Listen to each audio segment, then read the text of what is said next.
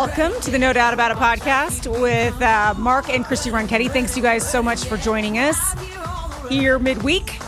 We appreciate you spending a little time with us. Mark is producing again, so watch out, everybody. You never know what's going to actually happen or show up, but we're getting to it. I mean, I know the music. You know when the music lasts extra long, Mark's producing. No, it just means that I put it on, it fades out on its own, we're done. See, it's gone. Oh, is that what it is? That's how it works. So hey, by the way, you did get a viewer email, or not email, a little comment on our YouTube channel, kind of coming after me for ripping on your Liberty baseball shirt. Yeah. I just want to say I appreciate the comment. I love when we get comments. I actually laugh quite a bit when I read those comments.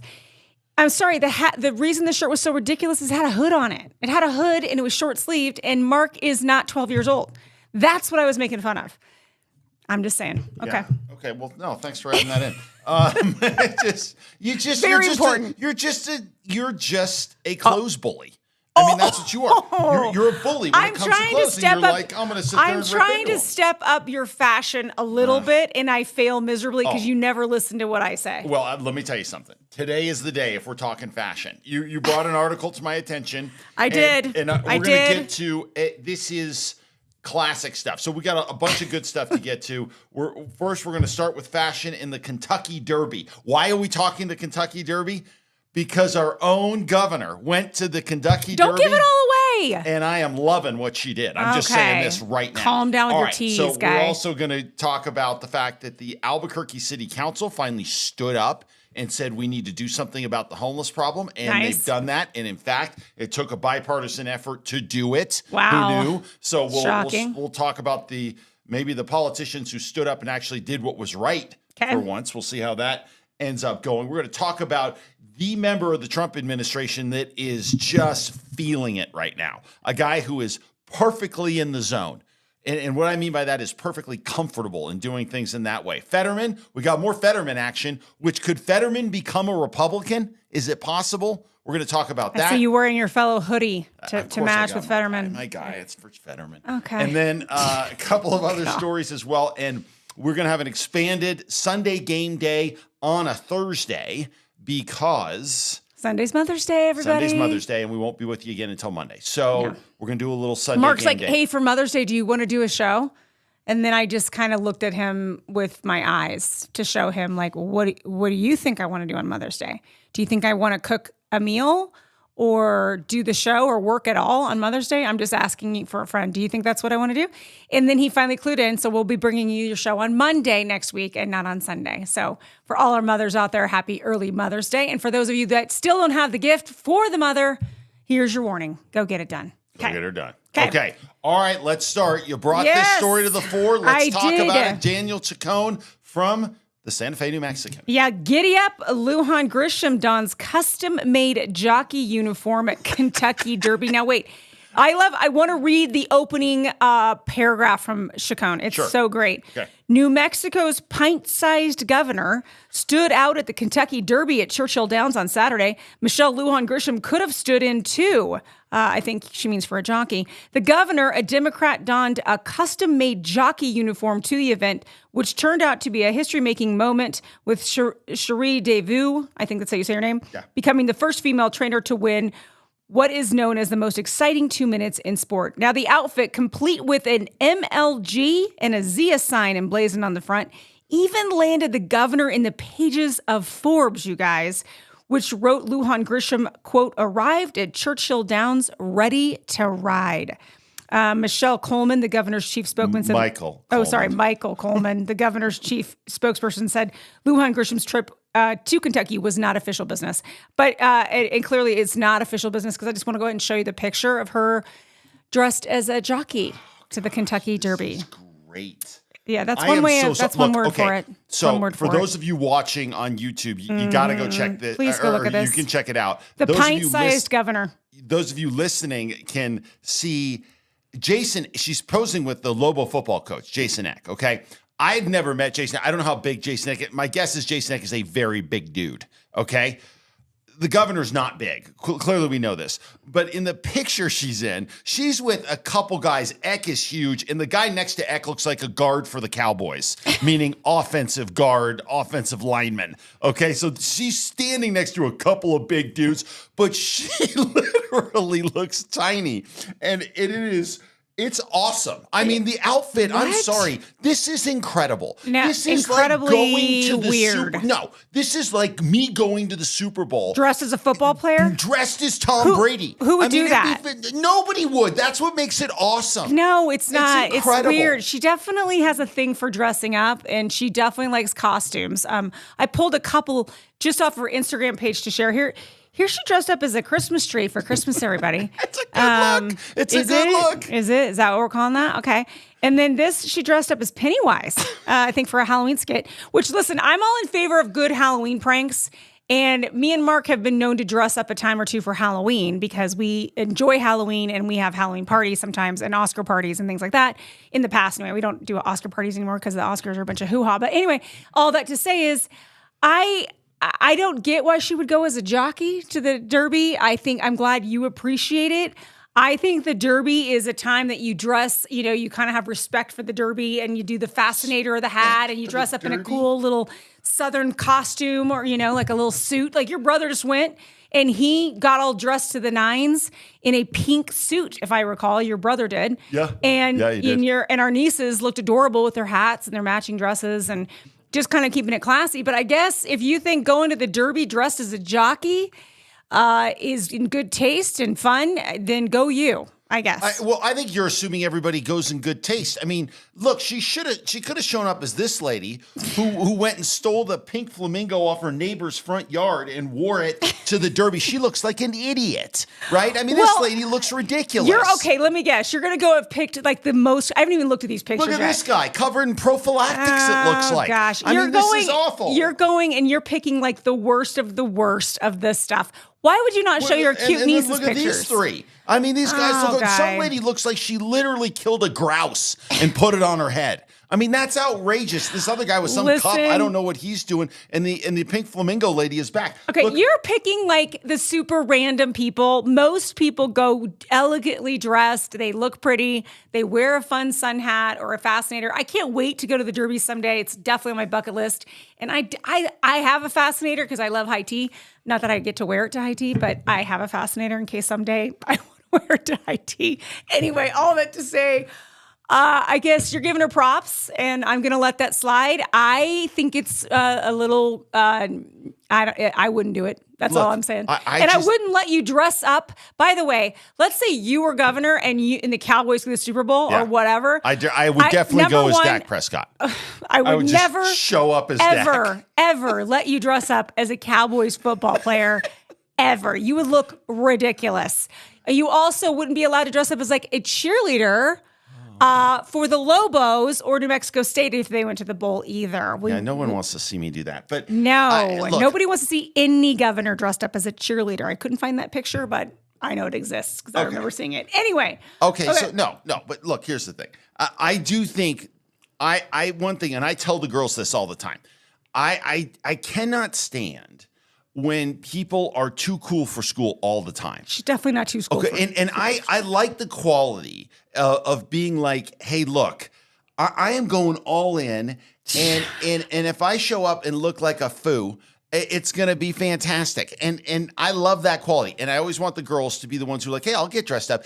Ava for Halloween ordered a 60-pound. Yes, she did. She ordered a 60-pound. What would you say? It was a suit of armor. It's a suit of armor. To be Joan of Arc. She was going to be Joan of Arc. That's incredible with a sword and she had the whole chain, whatever you call the chain link, whatever you call that. It's called something. I love that about Ava. That Ava's like, yeah, I'm going to dress as Joan of Arc and I am going to wear the suit of armor. Like, it's fantastic. Well, and like our family dressed up as the characters from Ted Lasso with the Believe sign behind, and we did all that. That's a little different. But it was for Halloween, guys. I didn't have us like out there dressed as like a clown show just for the sake of an event. Like, I don't know. All right, I will say this. I will say this about her doing that. Okay. I think what it does show you is that there are no guardrails on this governor. Like, there's nobody in her office like, hey, look, governor, don't do this. Yeah.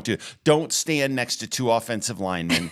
at the Kentucky Derby that will make you look like you are even shorter than you are. But it's a hilarious look. It really is a funny look. It did catch us all off guard when we saw it. And Chacon calling her a pint-sized governor. Yeah. Well done, Daniel. That was a very witty way of putting that. So anyway, okay, enough of us having a little fun with the governor's outfit. Let's move on to something that we all here in Albuquerque especially really care about, and that's a homelessness issue that seems to never end. It seems to get worse. Well, the Albuquerque City Council, they took a step in the right direction because they've taken a ban. They've been voting on a ban to making sleeping on sidewalks and a criminal offense now, or an offense, like a fine and jail time and all that. So it says here, Albuquerque City Council passes ban on sitting or sleeping on sidewalks. The Enhanced Service and Safety Zone Ordinance, which passed on a 6-3 vote, allows the mayor to create designated areas for police and city sanitation workers to patrol more frequently. It will also give police the ability to issue a $500 fine or 30 days of jail time to anyone sitting, sleeping, or lying on a public sidewalk in those zones after a written warning is ignored. So wait, these people first get a written warning and then they find him again? Yeah, I mean, you'll come back around that same day and see. Yeah. Okay, there's just a record of this written warning. Yeah, somewhere. that's how yeah. Okay, I'm just making sure I understand this. Okay, this ordinance marks a renewed effort to crack down on homelessness using law enforcement, a tactic that has landed the city in legal trouble. Councilors Renee Grout, Brooke Bassan, Dan Lewis, Dan Champagne, Clarissa Pena, and Joaquín Baca all voted for the ordinance. Newly elected councilors Stephanie Tellis, as well as councilors Tammy Feichelborn and Nicole Rogers, voted against the ordinance, and while outnumbered, they proposed numerous failed amendments in attempts to soften the law. Okay, a couple things about this vote and the people that voted yes for it.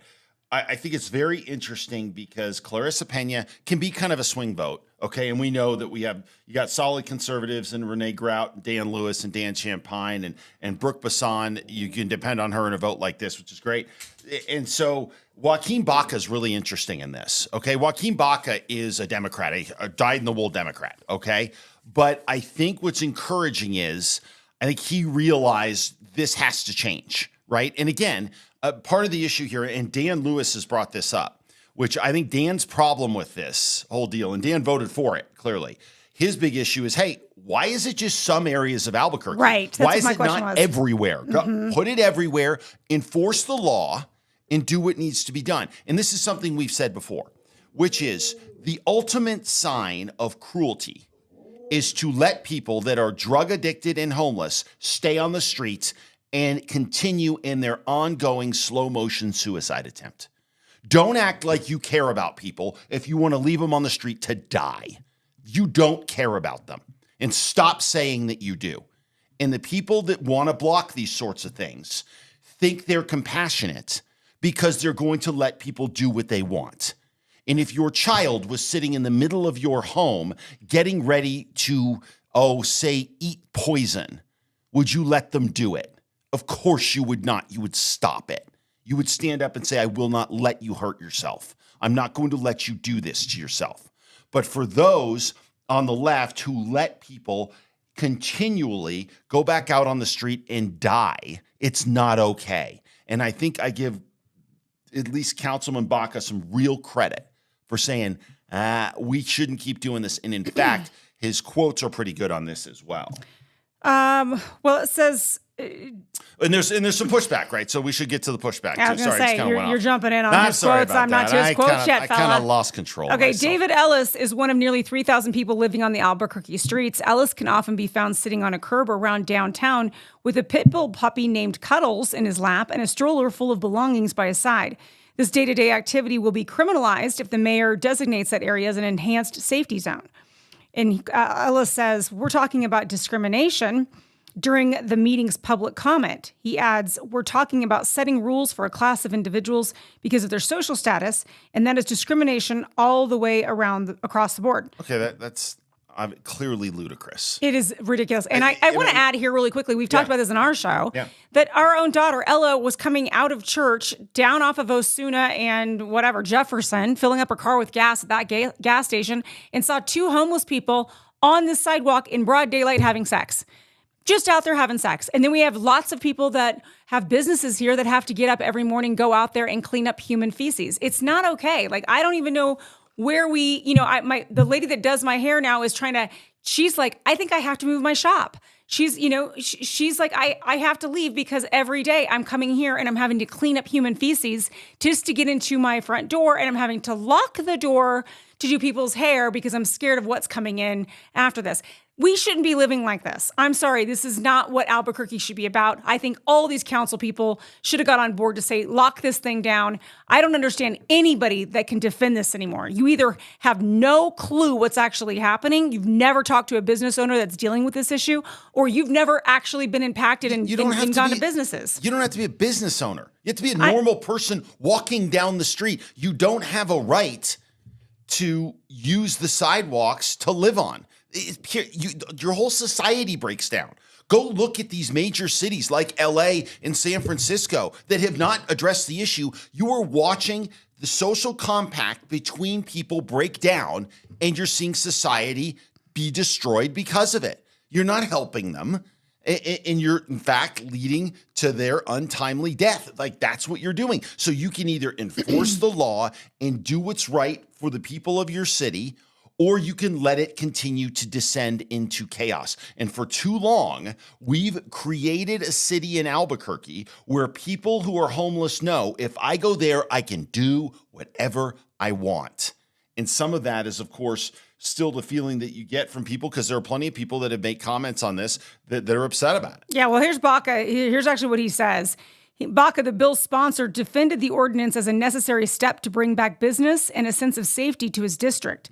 Quote, a lot of folks think that this is an anti-housing bill, which I disagree with, Baca said. This is about business, community, access to food. We already lost a pharmacy downtown. The city has spent millions to provide options for people experiencing homelessness, from the Gateway Shelter to funding Albuquerque community safety, Baca said. But that alone isn't working. There's no lack of compassion, Baca said. The lack of compassion is indifference by letting people just sit out there while we do nothing, letting them eat through garbage cans and letting them do drugs. And I could not agree with Baca more on that. So well done by Baca and the rest of the city councilors that voted for this. Now it's going to be interesting to see, do they enforce this ordinance? That's going to be what's interesting is now that you've been given this power, where will the mayor construct these safety zones where you can't sit and live? Well, they specifically said where they are. And will he endorse that, though? Like, will he say yes to it? Yeah, I think this is a deal where they're trying to give him cover. Like, this is designed to give him cover to do his job. Okay. And so he will do it. I don't think you're looking here at Keller secretly being like, and then I don't get to enforce. I think it's the other way around. Okay. I think Keller wanted cover, and he's got it. So now he has cover to go do his job, which he should have done 8 years ago. Yeah, that just sounds like a weak leader to me. But anyway, sorry. Yeah, well, say that out loud. Yeah. Okay. Okay. Yeah, I can't disagree with that. But no. So now you have the ability to do that job, and so this is the sort of thing that needs to be passed all across the city, and we need to stand up. And over time, if you start doing this, and you start saying, we will offer you the help you need if you want to take it. Great, take it and go through the system, and we'll help. We'll help you get off drugs. We will help you get transitional housing. We will help you get back on your feet. If you do not want to be back on your feet, you will not live on the streets of the city of Albuquerque. We are not going to wreck everybody else's life. We're just not going to do it. And that is not lacking compassion. I think the quote from Baca here is exactly what we've been saying on the show for years, right? And he's dead on. So if he's parroting what we're saying, well, then he's dead on. Okay, but not that he's parroting us, but he's I think he's done a real service to the people of this city and even to the homeless of this city by standing up. And I think Pena did the same thing, and obviously all the conservative members of the city council as well, which they usually do the right thing. Well, let's just see if it has impact. Like, let's see if they enforce it and they actually start citating these people or taking them. Citating? Well, what is citating? It's my own word. I like to make up words. If you don't know that about me, you do not watch enough of our show. So yeah, I make up words, I mix metaphors, and I say nuclear the way I want to say it, and nobody needs to write in about it anymore because I'm not changing it. Okay. Anyway, moving on. A place that we visited when we went out to D.C. last year was the White House press room. We got a little tour of it. We had a blast in that room. It was super fun, much smaller than we actually thought it was. But Marco Rubio has been filling in. For press secretary who's on maternity leave, I think it's fascinating that our Secretary of State decided, hey, I'm going to fill in for press secretary. Do you think he volunteered for that, by the way? Or do you think it was just handed off to him because he's really good at communicating? Yeah, I think I don't know. But my guess is they brought it to him. And I think this is something deeper. So I want you to watch this. And what's interesting is, here's what I'm thinking. I think as you watch Rubio here, and these are some cut-ups of him just taking questions. It's awesome. Yeah, we're gonna get into some of what he said here in a second. But this is just sort of some cut-ups with Rubio taking various questions and not really answering them. It's just sort of to show you his comfort level. And my point is, and I've watched enough of this stuff, and you see enough politicians, you know when they're uncomfortable, right? You know when with what everything they say, they just aren't sure, right? You feel it in them. Yeah. You know what I mean? For like sure. They're just kind of like, yeah. You know. And then you know the ones who are kind of in that zone of, yeah, okay, I'm fine with where I'm at kind of level. Then you know the ones who are playing with house money and are feeling it. They're in their bag and they're just like, ba-ba, ba-ba. And then this is Rubio. Rubio is in his bag. Meaning that he is so comfortable right now with where he is. He has such a good grasp on the issues. He is so tight in his communication. And then what he's done is he's so tight with everything he's communicating. And then on top of that, because he's so confident in that, he can have fun too, right? He can do both. Right. That's a different level. It's one thing to be on your game, right? And just be on message. On message is fine, but on message tends to be tight and not all that fun. Right. But he's a different animal now. He's on message when he needs to be, and then he's fun when he wants to be. Yeah. Which is a whole different level. Okay, let's show the clip. Yeah. I don't know many damn outlets here. I don't know who you all are, but I mean, I know who some of you are, but I don't know all of you are. All right, there's no way I can figure out who to call on. I'm just going to like press right in the middle, right there. You right there, yeah.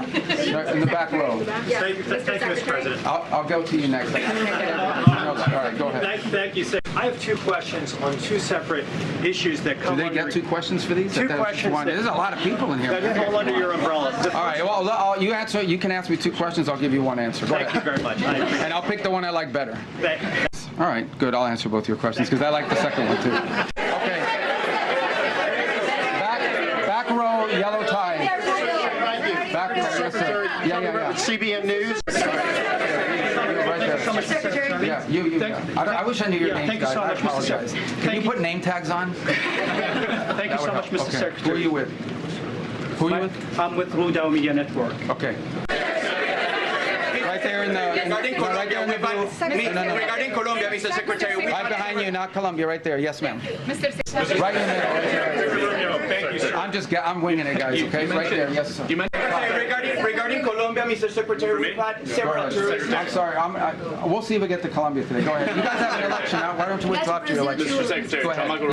In the red, right there in the red. In the red, okay. Cristina de Telemundo, Mr. Sec. Can I ask you in Spanish or can I ask you can answer in Spanish. You can ask Spanish. They'll have to translate for them. Right there in the green. All right, so there you go, right? No, he missed the one. I like the one where he's like, you in the black suit. And they start talking. He goes, no, that's not black. That's blue. I'm talking to the guy in the black suit. And I was like, okay, here we go.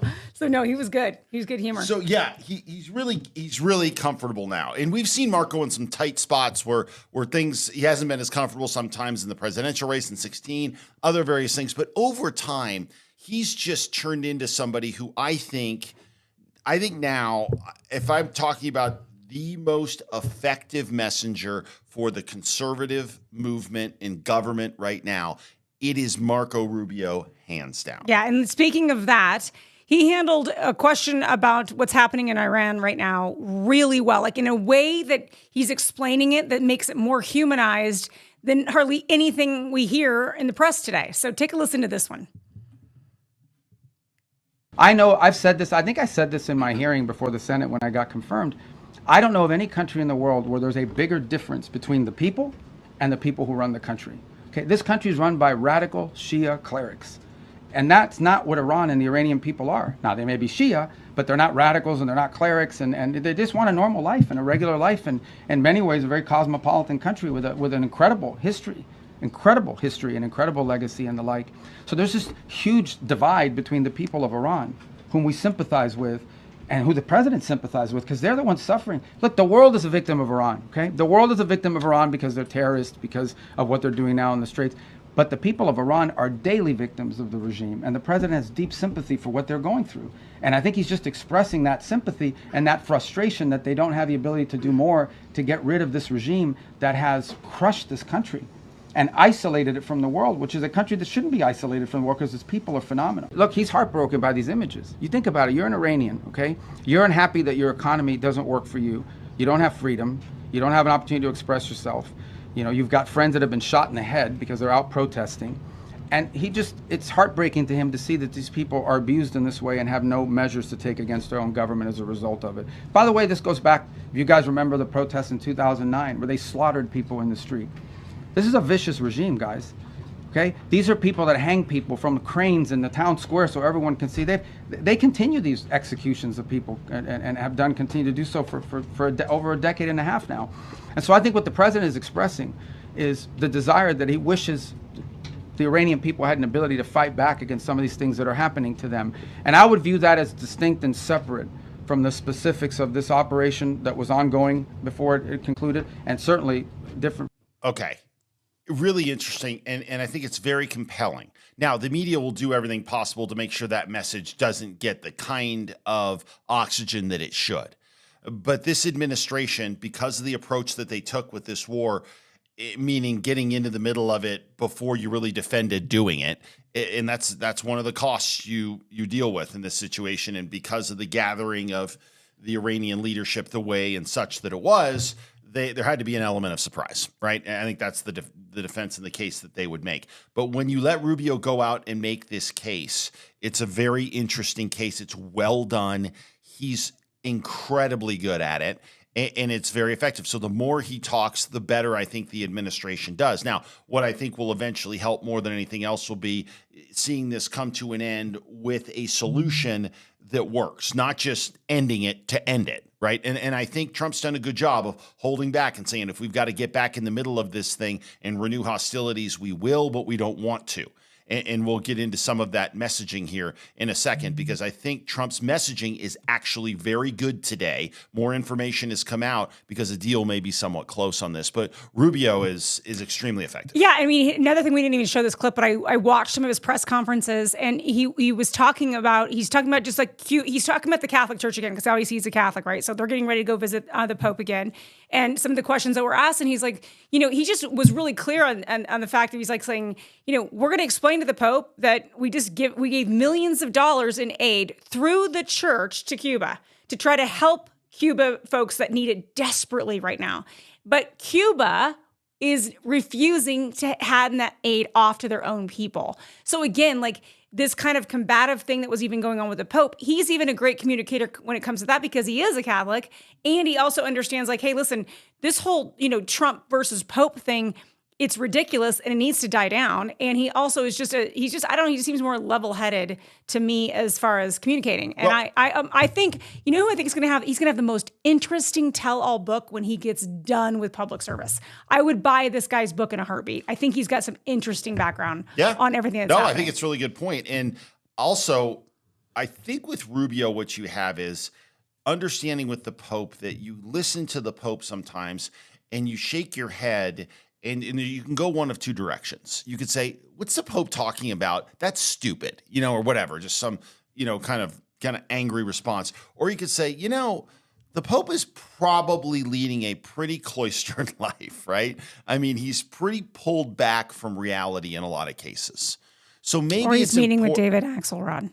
Maybe it's important for me to sit down and explain to him exactly what we're seeing from our side and give him the grace to say, hey, look, here's where we are, just so you know. Now, whatever the Pope does with that, he does with that. Well, he is announcing recently that he is against, nuclear arms for Iran. So I'm like, okay, well, where was that message 2 weeks ago? Well, no, but again, though, I think that first of all, you have a new Pope, and believe me, we went off on the situation with the Pope a few weeks ago.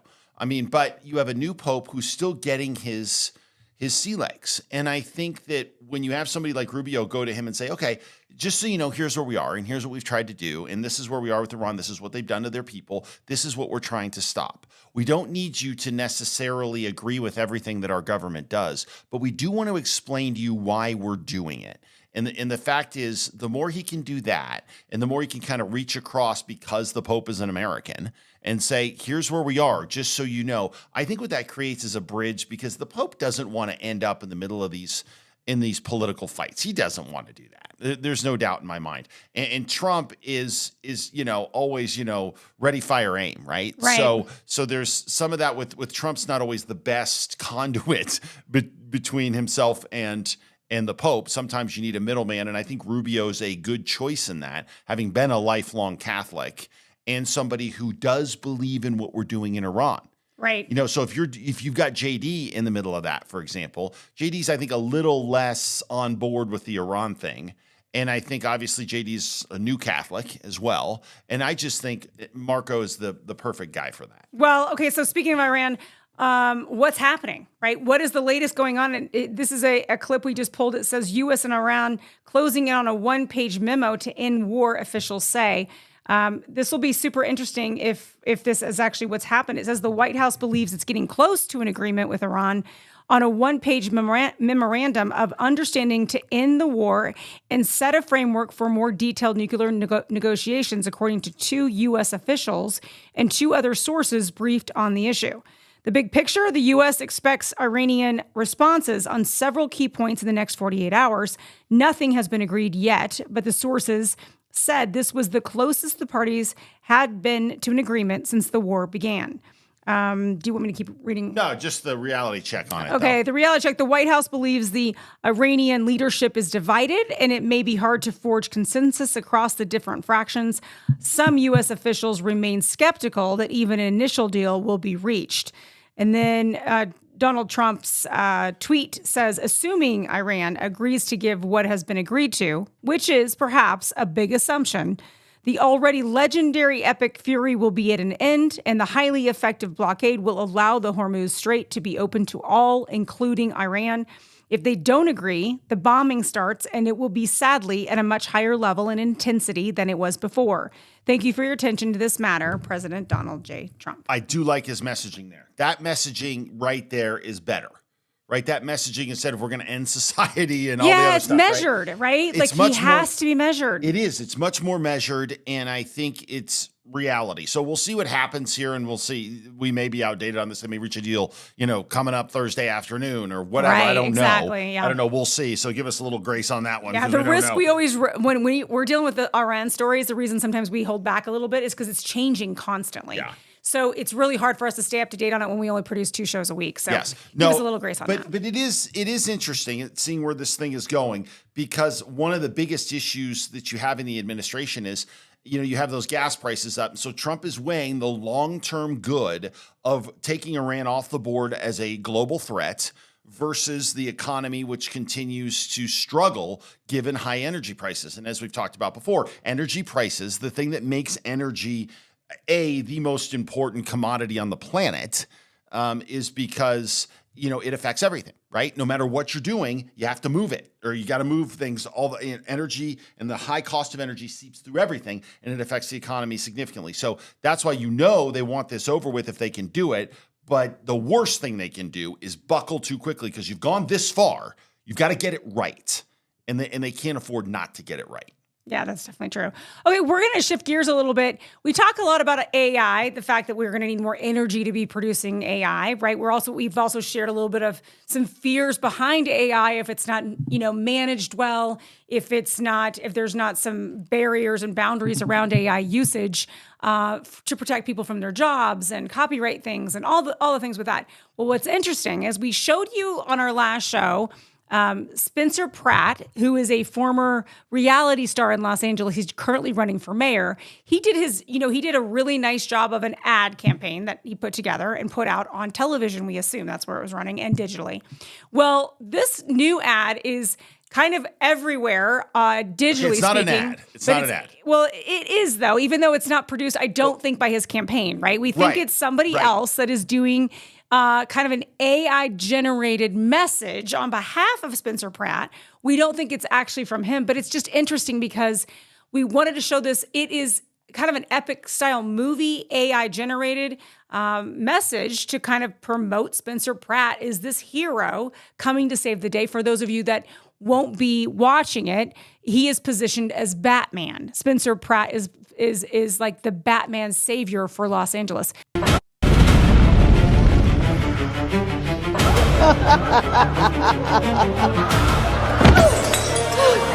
Please, I'm begging you. There's homeless drug addicts in front of the schools. My children aren't safe.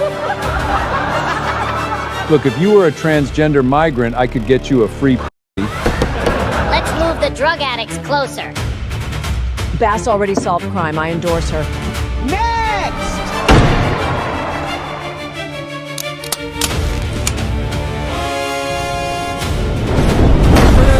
Listening, here comes Spencer Pratt dressed up as Batman. He was against all the aristocrats all dressed up as aristocrats. I just want to rebuild my home. It's been over a year.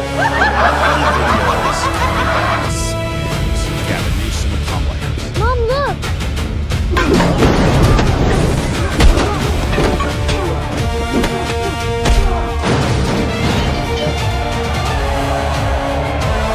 This is a machine.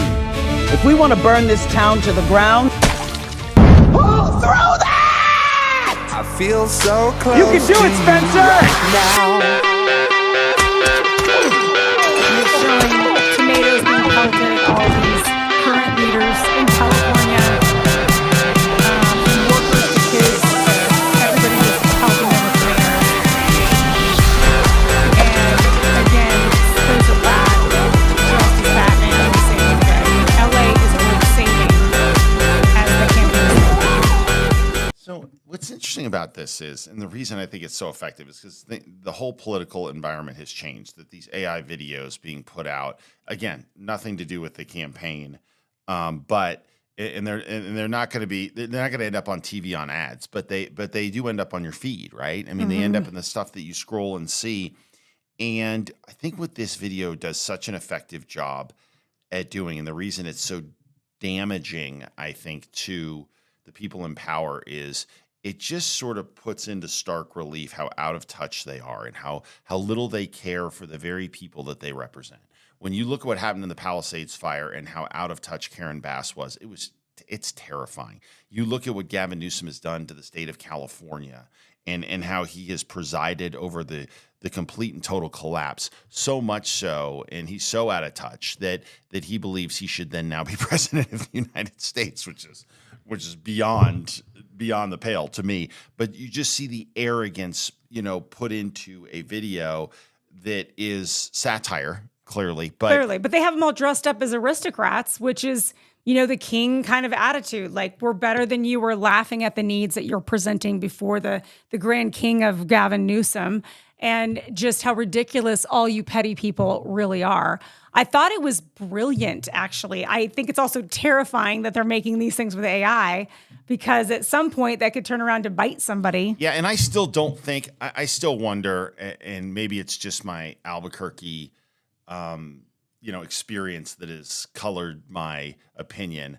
I still think it's a very, very long shot that he wins. I can't imagine. We're banged up over here, guy. We've had some trauma in the state of New Mexico where we think it's see how hard it is. We had equal problems here. We have the same problems in the city of Albuquerque that they do in LA. Homelessness is out of control. Crime is out of control. And then when it came time to elect a mayor after a two-term mayor is running for a third term after completely abdicating his responsibilities, it's a 17-point race. Yeah. In the Republican loses. So that, in a Republican who, by the way, in Darren White, was not some extremist, they just said, he's Trump. And then okay, there we go. That's the end of that election. Yeah. So I don't know. I mean, maybe LA's different. I don't know. I think the one thing is I like how creative the Pratt campaign is. I like how online they are. We talked a few weeks ago about actually an article from David Plouffe who said you've got to be coming up in the next 10 years. When you're running for political office, you're a content machine. You're a communications content machine. That's what you are. You're not the guy who's going out to every little meeting and every little, we're gonna go to the BBB and we're gonna go to all these different groups and sit down with them and whatever. That's all well and good, but what's most important is churning out content, and this is sort of what he's talking about. Again, not a campaign video, but still important. Direct communication to voters, and I think that it's a new wave. It's kind of it's just going to be interesting to see how effective is this, because, obviously it's Los Angeles, so creating kind of that movie dynamic works in that community too, because that is it's Hollywood, really. I mean, it's all of that movie magic. And so, but hold on though, let me ask you one thing. So we were during the mayor's race in Albuquerque. Do you remember the video on Keller? They had a similar video on Keller. Yeah. He was narrating a video like, I've blown the city to smithereens. Yeah, he's like all proud of look at the homelessness factor, and now I've blown up crime, and just like. But it didn't matter. I know. Well, because, okay. I think to some degree, you still have people that do not, this is my argument over and over and over. You have people that vote because they do not believe that a mayor himself is the one that's responsible for the peak in crime and homelessness.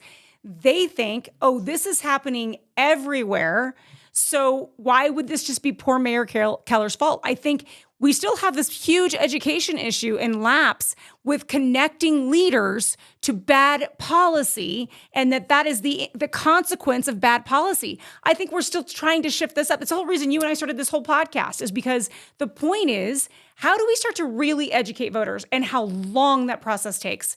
Because at the end of the day, if people do not start connecting the dots that, hey, our city is in shambles, it is because of bad policy that was put in place by bad leaders. And the only way that gets reversed or start to get fixed is by putting in leaders that believe in growing businesses, protecting us from crime, and cleaning up homelessness. If people don't start to correlate those things, I don't know, Mark, maybe the digital media won't matter. Well, but I'm hoping. But here's the difference, though. I'm sorry, go ahead, finish. No, and I was just going to say, I think the digital media and going after more of the social media stuff, that's the younger voter that's watching that and being impacted. Yeah. And those younger voters may not make an impact today, but they're going to. So I do think that digital media and social media and online media presence is going to continue to grow, because that's what these younger generation, they've been raised on it. So it's absolutely what they're going to trust to get their information from when they're 40 and when they're 50, because it's all they know. So to your point, I think one of the differences may be in LA. This is me trying to find a way to think that things could change and Pratt may have a shot. The one thing would be the Palisades fire, meaning that one event where the incompetence was so stark that it can't be ignored.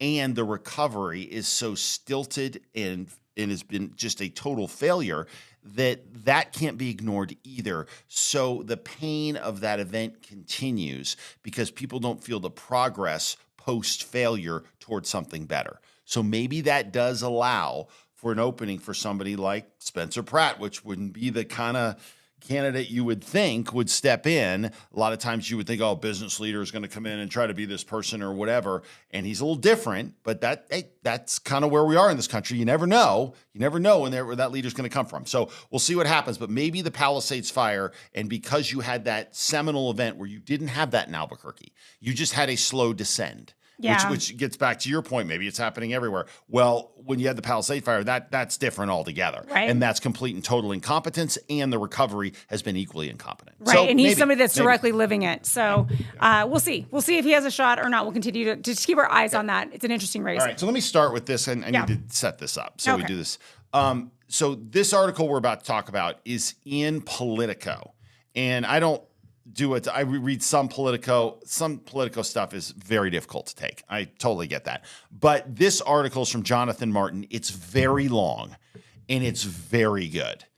So if you want to read something interesting, it's on John Fetterman and Republicans and their effort to flip Fetterman to be a Republican or at least to be an independent. And they go through a really interesting discussion. Not only what's happening with Fetterman, but what happens with particular political figures who end up on the outs with their own party, and some of what happens there and the momentum that starts to build.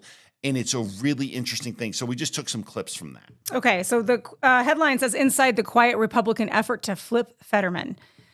Trump has made the sell, offering his total and complete endorsement plus a financial windfall to the Pennsylvanian. A handful of Senate Republicans are also gently feeling out Fetterman and responding to his concerns over the prospect of defecting from the Democratic Party, multiple high-level GOP officials tell me. If Fetterman does flip, according to officials who've been talking about sensitive matters, it will be thanks in large part to his deepening friendship with a pair of senators and their high-profile spouses. Senator Dave McCormick, a Republican from Pennsylvania, and his wife, Dina, and Senator Katie Britt, who's a Republican from Alabama, and her husband, Wesley. So this is kind of funny. So he goes on to discuss some of the bond that Fetterman has with Wesley Britt. Wesley Britt's a former NFL player.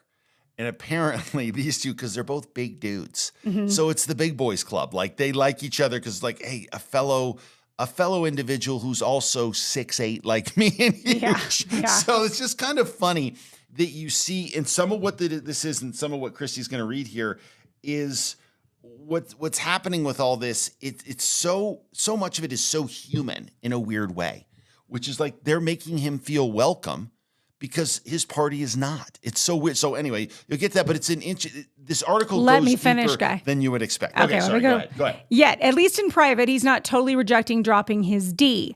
When senior Republican recently brought up the idea of becoming an independent to Fetterman, he absorbed the suggestion and didn't embrace or reject the overture, according to a GOP official familiar with the conversation.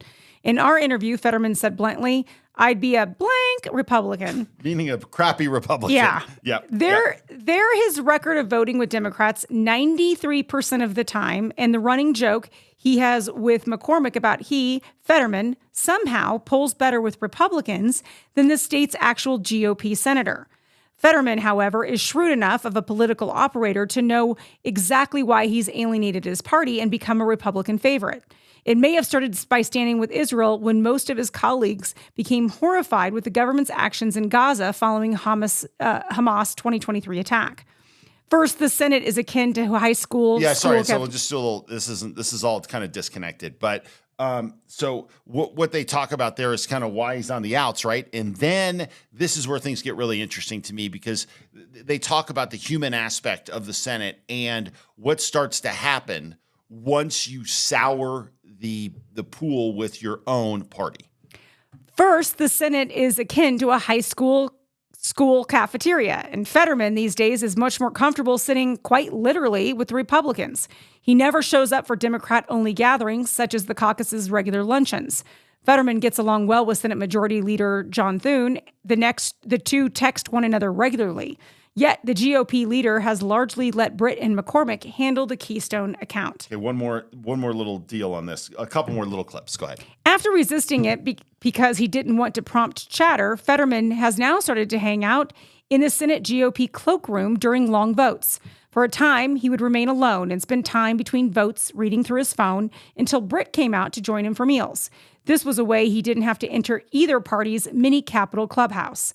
Now, though, Fetterman is spending hours with Senate Republicans in their cloakroom and in some leadership offices. Wow, that's not insignificant. I mean, that is a big deal when you think about it. But think about just how human that is. He's by himself. Nobody in his party will go sit with him. Yeah. And Katie Britt's like, he's right on the high school thing. Katie Britt's like the cheerleader who comes up and is like, "Hey, how you doing, big dog? Let's have lunch, or whatever, right?" Yeah. It's so amazing to me. Like, as I read through the article, I'm like, this is so human. It's so something we all deal with all the time. Right. Where we'd like to think, I don't need anybody. I don't care. Especially as a guy, right? I mean, guys, we're always like, oh, I'll stand. I'm a man as an island, and I'll stand up and do my thing. Yeah, okay. But it's still something that, you want some camaraderie when you share the same feelings and values on certain issues. Now, again, I don't even know if it's that. Well, I think it's the opposite. Like, what if they don't really share that much in the way of issues? Well, I was going to say, I get some of that, but John Fetterman's, he's not pro-life. Katie Britt certainly is, right? John Fetterman is Fetterman says that he LGBTQ rights and he flies the flag outside his office and everything else. Katie Britt would look at that a bit differently, although maybe not completely, but a bit differently than he would. So I don't know how much. I mean, that's why Fetterman says he wouldn't be a great Republican, because John Fetterman, he is a Democrat. Yeah. He votes with them all the time. Yeah, he said his voting. He says, I vote 93% of the time. This is because of Israel. This is all coming down to his stance on Israel and Iran. That's what I think this is all coming down to. And maybe some of the ballroom stuff a little bit. So your last thing on this that you're about to read. So this is what's interesting about the Senate, and there are some parallels from other people that exactly how this is going to end up playing out. It goes like this. The more one drifts from their political tribe, the more they're scorned and mocked by that tribe, often in personal terms. This only prompts the person drifting away to accelerate their turn and adopt the language, customs, and some positions of the other tribe with an I'll show them determination. Soon, they're identifying somewhat or entirely with the new tribe. The path only goes in one direction. Fetterman could be the poster child for this pattern. He's a contrarian by nature. He grew up in a Republican household. Plus, Fetterman has seen how much publicity he can draw for himself and how much it enrages his own party when he, say, accuses Democrats of having Trump derangement syndrome and endorses Trump's East Wing edition. As he's drifted from the party line, Fetterman has become increasingly isolated. He suffered a massive staff exodus. His former scheduler is now his chief of staff. And those who previously worked for him says he spends much of his time on social media. Fetterman wants to know how he's playing. Okay. So the question is, what do you do if you're John Fetterman? And a couple of things to think about here before we get to some comments in his own governor in his own state.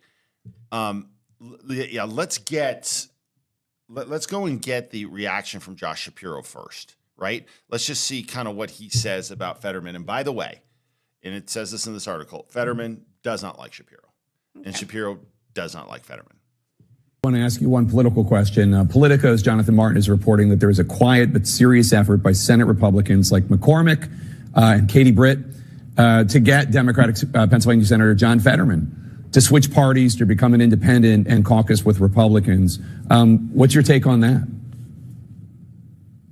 I mean, look, I don't know what Senator Fetterman's going to do. I know that Pennsylvanians voted for a Democrat to represent them in the United States Senate. And so I think he needs to honor that and continue with his service to Pennsylvania and hopefully get back to what he was elected to do and reflect the will of the people.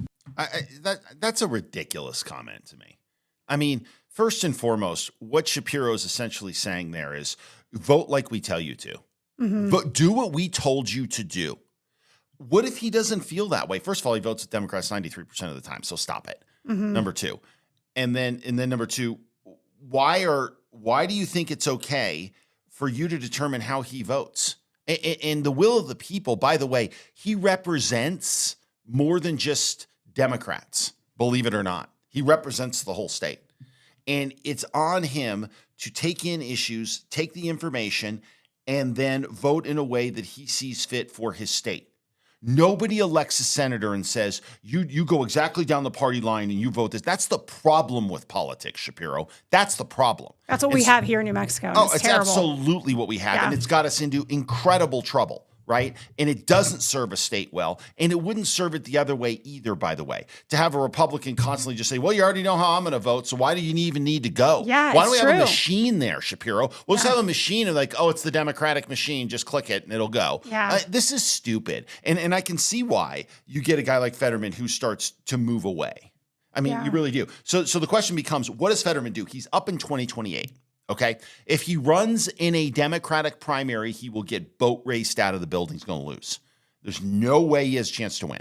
So he's not going to be your standard Democrat. I'm going to stand for re-election as a Democrat.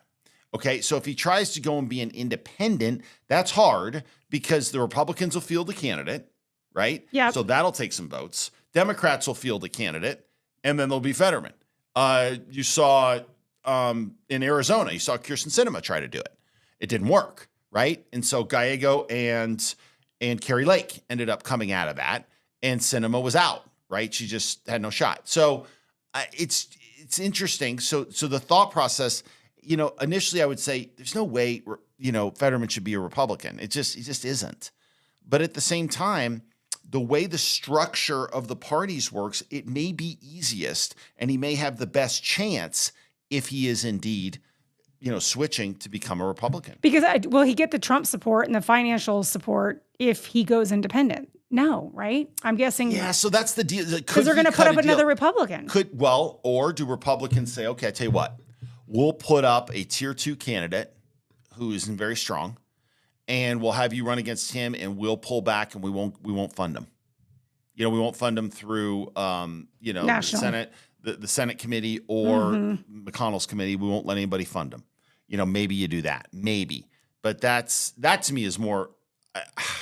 It's more of a long shot, I think. It's just interesting to think about. It's hard. It's weird. When I was in college, you remember the Ben Nighthorse Campbell, right? I grew up in Colorado, and he switched parties from a Democrat to Republican while serving. Right. And I don't think he ever, though, stood for re-election as a Republican. He did not. So that's the difference, right? So if Fetterman had just been elected in, say, 2024, right, and he was going all the way to 2030, then you'd be like, well, you can just stay as a Democrat. It doesn't matter. Right. And just vote how he wants. But this is a totally different animal. So we'll see. Yeah. Okay. Yep. Well, famous, very well-known person by many, started CNN, I believe. Is that correct? Yeah. Ted Turner has passed away. He also had a lot of land and ranching here in New Mexico as well. Yeah. Huge portions of land in northern New Mexico. Yeah, Vermejo Park Ranch. For those of you who have never been there, it's west of Raton, kind of along the state line there. It is beautiful. They do tours up there. They do hunting. It's amazing. And he's a conservationist, and he took a huge interest in New Mexico. They had the Vermejo Park Ranch. He has a bunch of ranches down south as well. I think Sierra County. He has some ranches too, or he did. And he was somebody who obviously Ted had some interesting beliefs and everything else, but he was a maverick. He was a super unique guy who had a real connection to New Mexico. So I just wanted to, throw that in there. Teddy, tip of the cap to you. Don't always agree with where Ted was coming from, but he's one of those guys who is just sort of a force of nature. Right. And he also respected New Mexico. So I like that part about him as well. Okay, so we got some more. We're going to do a little extra game camera footage for you since we won't be with you guys on Sunday because of Mother's Day. We'll be back on Monday, and we might get more video. You never know for Monday's show as well. But we wanted to leave you with a little game day video. First, before we get to our video, we were sent this picture from Eric Margit from Cedar Crest. These are some deer, he said, that were in his neighbor's yard, and they're just grazing around. Yep. Looking pretty good there. And then, Mark, he sent you a footprint. Yeah. He sent you a picture of a footprint that he took outside of his front door last year. He wants to he's challenging you in a nice, friendly way. Okay. What do you think this animal is? He's like, is this a bear? Is this a mountain lion? He gave us his opinion, but he wanted to see what you thought it was first. Well, first of all, a couple things. We don't have a sense of how big the print is. Right. It could be a dog print. Probably. Well, it's not. I don't think so. I do think it's either a bobcat or a mountain lion. Okay. It just depends on size. Really. Right. So we need like a ruler next to that picture. We need a ruler because it would help us to know. Yeah, I think it's probably a bobcat. Would be my guess, but it could be a mountain lion if it's big enough. Yeah, and his guess. Feline. It's feline. Okay, his guess was a mountain lion. That's what he put in the email. So thanks for sending that in. We appreciate that. Okay, show us what you got, Mark. Well, okay, so this is this morning. Oh goodness. Now what's funny is notice how on the top you've got the Moultrie Mobile Cam 2 up there. Mm-hmm. I had to flip this because Big Caboose here knocked this thing over. My cam, I got to go fix it over the next couple of days. My brother and I are going up to fix it. But look at this big cat right here. I mean, it's not a big cat, but it's a big bear. And it's got some snow and angel fire. The latest storm, there's a little mineral block there that he's kind of getting a little feel for. He's huge. He's a big dude. He's a big dude. I didn't know they got that big up there. I thought they were all kind of the little guys. No. Little brown bear. This guy's big. And then we got another one. Look at this. Middle of the night. Speaking of a feline, good-looking bobcat right here. And again, my camera's flipped upside down, so I just got to go fix that thing. But I reflipped the image. But you can see he's just kind of hanging out. Good-looking bobcat. Yeah, now bobcats, will they hurt us? No. I mean, not in most cases. No. They're not very big, and Now, not that a bobcat can't attack. It can, especially a rabid bobcat would. But as a general rule, A, you'll never see one. And then B, most of the time they won't mess with you. Well, they mess with Scout because we let Scout run up there. Yes, a bobcat would mess with Scout. Scout. That's not okay. Like, I don't need to come after my dog. I know. Just saying, protecting the Huskies at all costs. Okay, well, thanks you guys for spending some time with us. We hope that you have a great rest of your week and we enjoy your wives, mothers for Mother's Day. This will be my first Mother's Day without my own mom. So I will obviously do something to remember her as well. But we appreciate you guys spending some time with us. If you would like to help keep our show going, we run on donations. So we appreciate any help that you can give us. You can go to nodoubtaboutitpodcast.com and make a donation. You can sign up for our emails there. And you can also make a comment on our YouTube channel. And you can like and subscribe there as well. It is free. Somebody wrote me an email about and thought they had to pay for our YouTube channel. No, YouTube itself is free and following our channel is free. That's very different than YouTube television, which is like a subscription-based situation. That's not what we have. So feel free, like, subscribe, tell your friends about us. We appreciate our community. Thanks so much, you guys. God bless and happy Mother's Day. You've been listening to the No Doubt About It podcast. We hope you've enjoyed the show. We know we had a blast. Make sure to like, rate, and review. We'll be back soon, but in the meantime, you can find us on Instagram and Facebook at No Doubt About It Podcast. No doubt about it. The No Doubt About It podcast is a Choose Adventure Media production. See you next time on No Doubt About It. There is no doubt about it.